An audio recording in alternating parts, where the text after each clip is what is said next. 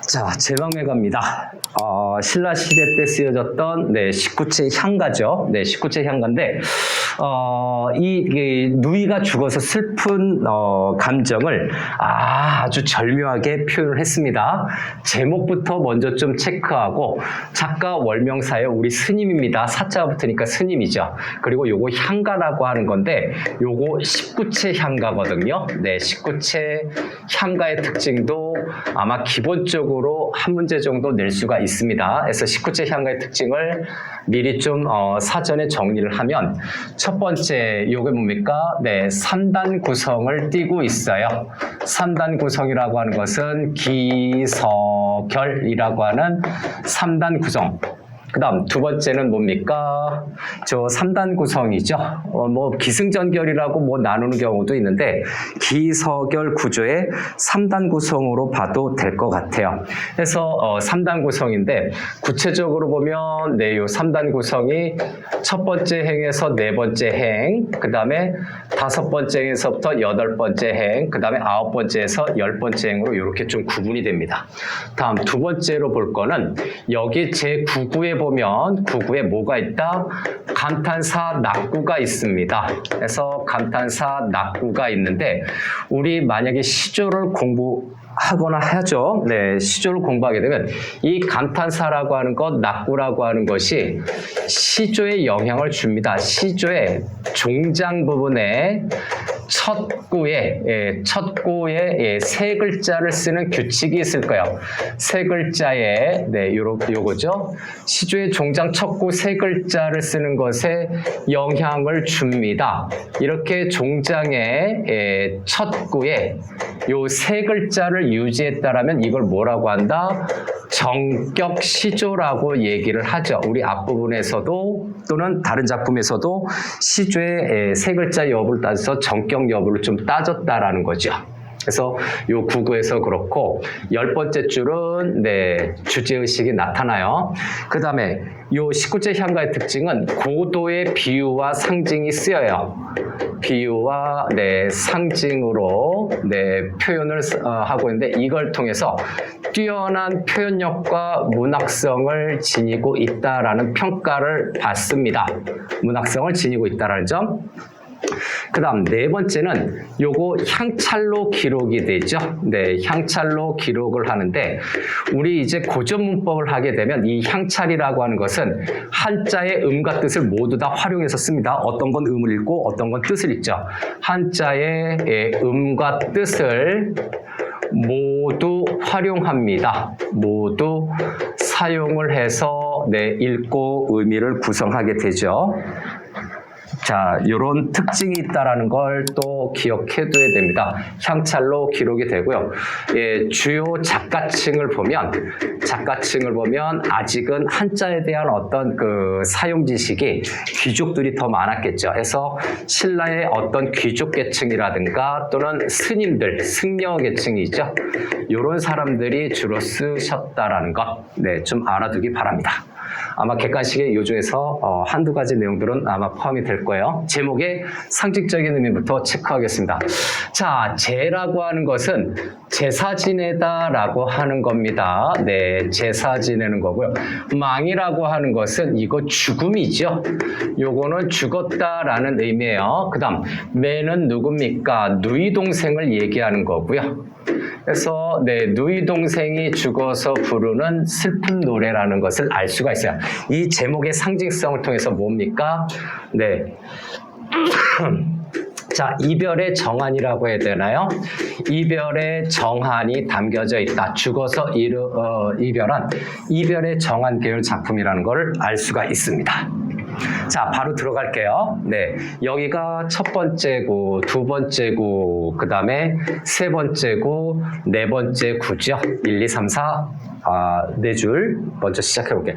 여기가 바로 기 부분에 해당이 돼요. 시작되는 부분이죠. 자, 생사의 길은 하는 부분에서 생사, 삶과 죽음이라고 되어 있죠. 이 생사라고 하는 삶과 죽음은 인간의 유한성을 나타냅니다. 인간은 언젠간 죽기 마련이죠. 인간의 유한성을 상징하는 거고요. 인간의 유한성. 자, 이해 이시함에 머뭇거리고 라고 해서 이해라고 하는 여기 이해라고 하는 것에 어디인지를 봐야 되겠죠. 이해라고 하는 것은 시적화자 월명사죠. 네, 시적화자인 월명사가 있는 곳을 의미하고요. 시적화자가 있는 곳은 바로 현실 세계 또는 이승이라고 얘기를 하죠. 이승. 우리가 인간이 살고 있는 이승세계고요. 자, 머뭇거리고 라고 하는 것은 요거는 죽음에 대한 두려움이에요. 인간의 유한성 앞에 있었죠. 네, 죽음에 대한 두려움을 지니고 있는 인간의 유한성에 관련된 구체적인 내용입니다. 네, 죽음에 대한 두려움이라고 볼 수가 있죠.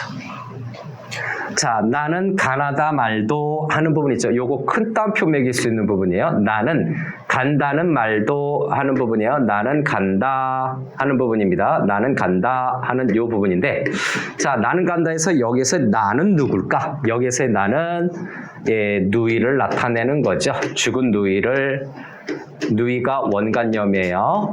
네, 죽은 누이의 원관념이고, 그래서 이게 누이의 말입니다. 이게 누이가 한 말이고요. 이러한 말도 못다 이르고 가난 있고, 못다 이르고 어찌 갑니까? 라고 하는 어찌 갑니까? 가난 있고 고 또는 갑니까? 라고 하는 건데, 자, 여기에서 이 부분은 설의적 표현, 설의법이죠. 설의적 표현을 사용을 해서 뭐를 강조하고 있습니까? 누이가 죽은 것에 대한 안타까움의 정서를 심화시키고 있어요. 누이가 갑작스럽게 죽은 거죠. 자, 못다 이루고 어찌 갑니까? 라고 하는 것은 안타까움을 심화시키는데 왜 그럴까요? 이 안타까움이라고 하는 건, 자, 누이가 갑작스럽게 죽은 겁니다. 누이의 갑작스런 죽음이라고 체크하면 되겠죠. 그래서 기 부분, 도입 부분은 끝났습니다. 자, 다음 부분으로 넘어가죠. 다음 부분 넘어가서 이제 뭡니까? 중간 부분 서라고 하는, 그죠? 서라고 하는 중간 부분을 좀 체크해 보겠습니다. 중간 부분을 체크하는데 여기 좀 또 딱 정리하고요. 자, 이제 가운데 서라고 하는 가운데 부분에서는 과거에 지냈었던 어떤 인연들을 간략하게 얘기하고 있고요.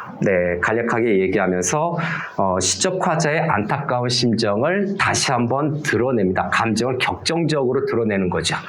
자, 어느 가잘 이른 바람에 라고 해서 요 가잘부터 먼저 체크할까요? 그 다음에 이른 바람에 요것도 체크할게요. 가잘이라고 하는 것은 첫 번째 계절적 배경이겠죠. 계절적 배경인데, 이 가잘이라고 하는 것은 어떠한 겁니까? 낙엽들이 떨어지니까 하강적인 이미지도 우리가 느낄 수가 있어요. 하강적인 이미지가 느껴질 수가 있고, 자, 이른 바람에 라고 하는 건가요? 자, 이른 바람이라고 하는 것은 여기 일찍 부는 바람이에요. 그래서 요거 일찍 부는 바람이라고 정리를 해주면, 이 일찍 부는 바람은 누이의, 요건 좀 별표 2개짜리입니다. 객가시호 잘 내죠? 누이의 두 글자 꼭 기억해야 됩니다. 요절을 암시하는 부분이고요. 요절이라고 하는 것은 무슨 뜻이다? 일찍 죽었다라는 뜻입니다. 이른 나이에, 젊은 나이에 죽었다라는 의미예요. 요절이라는 단어가 일찍 죽었다라는 의미를 가진 한자어입니다. 요절을 암시한다. 그리고 이거를 만약에 현실적으로 보면, 현실의 상황으로 보면, 현실과 역사적으로 보면 시련과 고난이에요. 시련과 고난으로서 어떤 외적인 혼란기라고 볼 수도 있습니다. 근데 이 정도까지는 아니겠죠. 외적인 혼란스러운 상황이 나타난 거예요. 막 전쟁이 불어나서 막 이렇게 우왕좌왕하다가 어떤 화살이나 칼에 맞아서 죽었을 수도 있죠. 자, 그래서 여기가 5번째 행, 여기로 할까요? 여기가 6번째 행입니다. 여기가 7행이고 여기가 8행이죠. 네, 8, 9죠. 그래서 6번째에서 이해저에 뜨러질 닙간에서 닙간, 닙처럼 해서 닙이죠. 자, 닙이라고 하는 것의 원관념을 체크하자면 죽은 누이일 겁니다. 죽은 누이고 뜨러질은 역시 뭡니까? 역시 하강적인 이미지가 나타나고 있죠. 하강적인 이미지는 역시 죽음의 의미를 나타내고 있어요. 떨어질 이, 그래서 떨어질 니, 연약한 누이의 이미지를 나타내는 거죠. 그 다음 하단가지인가요? 네, 하단가지. 네, 아주 오래전에 98년도 수능에 출제가 됐었었죠. 네, 별표 칠까요? 자, 하단가지라고 하는 것은 첫 번째, 같은 부모라고 일반적으로 해석이 됩니다. 근데 문제에 따라서는, 자, 문제에 따라서는 두 번째 요거 같은 핏줄, 혈육이라는 의미도 돼요. 그래서 같은 핏줄, 네, 혈육의 의미도 되고요. 방금 얘기했었던 네, 수능에서는 네, 98년도 수능이죠. 네, 98년도 아주 오래전에, 그죠? 25년 전, 55, 6년 전에 냈던 수능에서는 이 부분을 뭐라고 언급을 했느냐? 아, 요거는 깊은 인연이, 옷깃만 스쳐도 인연인데, 같은 네, 남매로 태어났다라고 하는 것은 깊은 인연을 뜻한다. 그래서 이 깊은 인연에 관련돼서 그 당시에 수능에서 정답으로 골라야 될 네, 보기 작품과 선택지의 내용이 뭐냐면 박목월의 이별가라고 하는 작품을 출제했었고요. 같이 이 박목월의 이별가에서 네, 깊은 인연을 상징하는 것이 뭐냐? 동화밧줄이라고 하는 것을 고르는 문제였습니다. 그래서 동화밧줄 이것이 예, 깊은 인연을 상징하는 시어다라고 고르는 문제가 있었어요. 그래서 이 하단까지 굉장히 잘 나옵니다. 대부분 같은 부모로 해석을 하는데 혈육이나 인연으로 나올 수도 있어요. 요거 연습 문제 많이 볼 수 있는 문제들이에요. 그래서 요거 반드시 잘 기억하자. 자, 이제 8번째 구로 가는데 이 8번째 구는 네, 19체 향가에서 특징이 있죠. 19체 향가의 특징 중에서 네, 요 8구가 네, 8구가 예, 가장 내적인 정서죠. 네, 8구에서 감정의 최고조가 많이 드러납니다. 최고조가 나타난다. 이 감정의 최고조는 다른 말로 하자면 내적 갈등이 최고조로 올라가는 거죠. 내적 갈등이 가장 큰 부분으로 보기도 합니다. 즉 명확하게 주제를 알 수가 있거나 시적 화자의 정서를 쉽게 직접적으로 알 수 있다는 얘기죠. 근데 여기서 가는 곳을 모르겠구나 해서 못 알온뎌라고 하는 이 부분이죠.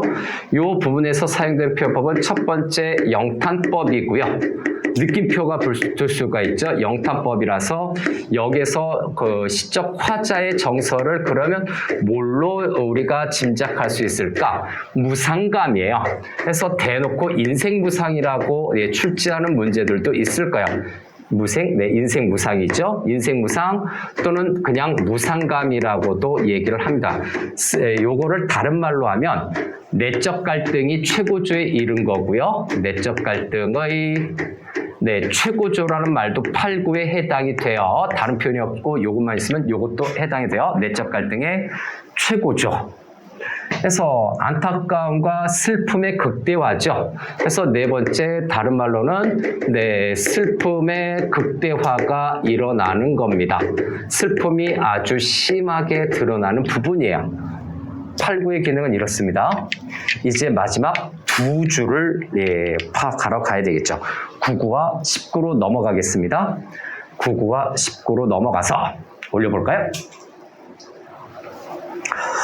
자, 이 정도로 해서 저쪽 부분부터 해야 되겠네요. 자, 뭐 이런 식으로 표현되는 감탄사 낙구가 있죠. 자, 이 감탄사 낙구가 있는 이 부분. 자, 정리 좀 해볼까요? 같이. 자, 여기가 9구고요.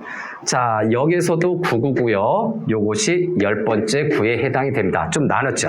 자, 요 라고 하는 것은 다시 한번 요거 감탄사 낙구에 해당이 됩니다. 예, 감탄사 한자로는 낙구라고 하는데 이 감탄사 낙구의 기능이 뭡니까? 일단 특별한 의미는 없어요. 특별한 의미는 없고 감탄사 낙구이기 때문에 이거는 굳이 얘기하자면 주제를 드러낼 거예요. 주제 표출을 암시하는 기능을 가진 것이다 라고 봐야 되겠죠.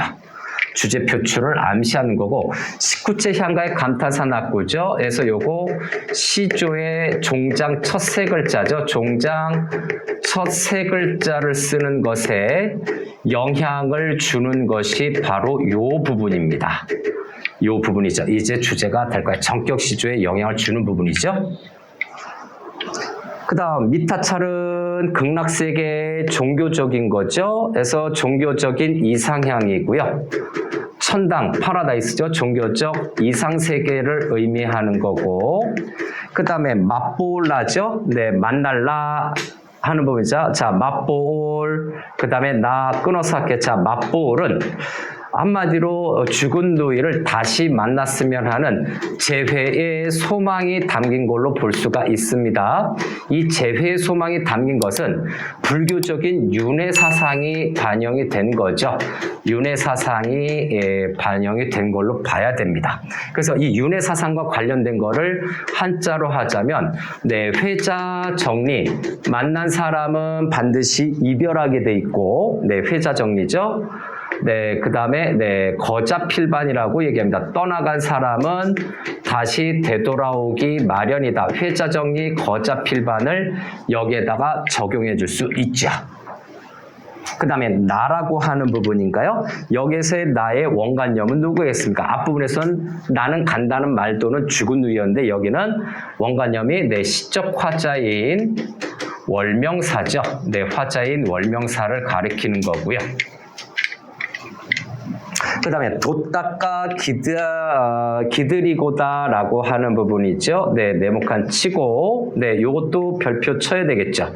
이 작품이 아주 뛰어난 이유, 바로 요 부분입니다.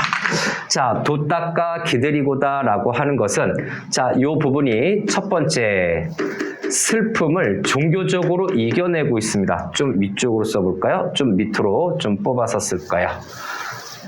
그래서 네, 요 정도로 위로 좀 뽑아서 해봅시다. 자, 이 부분은 첫 번째 슬픔의 종교적 승화가 나타나고 있는데 다시 한번 슬픔의 종교적 승화가 나타나고 있는데 이것이 네, 종교적으로 이겨내는 거죠. 그래서 종교적 승화는 극복 의지라고 볼 수가 있어요. 예, 애매하게 나올 수 있는데 극복 의지까지 못 들어도 네, 극복하려는 자세를 갖고 있다라고 하는 거고요. 이런 슬픔의 종교적 승화가 예, 독자로 하여금 어떻게 됩니까? 공감을 유도하는 효과가 몹시 커요. 공감 유도 효과가 몹시 크게 드러나게 되는 거죠. 만약에 누이가 죽었어요. 내 마음은 아주 강철처럼 단단하고 강해서 나는 이거를 스스로 혼자 이겨낼 수 있어요 라고 하면 좀 재수가 없습니다. 어떻게 됩니까? 너무 슬퍼요. 이겨낼 수가 없어요. 종교에 기대서 이 슬픔을 극복해 보도록 해볼게요 해야 독자들이 끄덕끄덕끄덕 하죠. 인간의 유한성이 있었기 때문에. 그 다음에 이렇게 노래를 부르니까 네, 바람이 불어서 지전 종이돈이 서방정토로 날아갔다라고 하는 요거는 배경고사입니다. 네, 요거 배경고사야. 누이가 응답을 한 거죠. 알았어 오빠 나 저승으로 곱게 갈게. 안녕 굿바이 넷에서 만나. 이렇게 해서 떠나갔다라는 내용입니다. 자, 제막매가에 대한 어떤 본 내용 확인했습니다. 마무리하겠습니다.